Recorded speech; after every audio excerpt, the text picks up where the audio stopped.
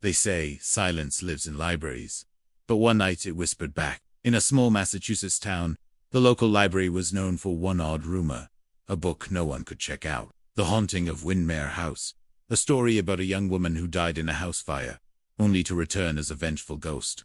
Every time someone tried to borrow it, the library's computer system would crash, or the book would mysteriously vanish only to reappear the next morning on the same dusty shelf. Locals joked it was haunted, but no one dared check it out, until one day, Emily, a curious teenager with a healthy dose of skepticism, was sentenced to community service for sneaking into an Elijah show with her friends. She wasn't interested in ghost stories, so when the librarian handed her the book, she slipped it into her bag without thinking much of it. That night, though, as she lay in bed, she heard pages rustling by themselves, and at 2:13 a.m., her bedroom light flickered, which was odd, because her house had no electrical problems, and she was pretty sure she'd turned the lights off when she went to bed.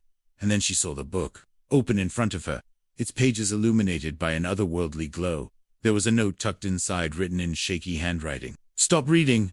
She's still here!" Shaken but intrigued, Emily returned the book the next morning, placing it back on the shelf where it belonged. But before she did, she turned to the last page. There was a handwritten message that read, "Thank you. Now, she can rest." Startled, Emily flipped the book over. There was no title, no author, no barcode. It was as if the book itself was trying to hide its existence. From that day forward, the book was never seen again, at least not in the library's catalog.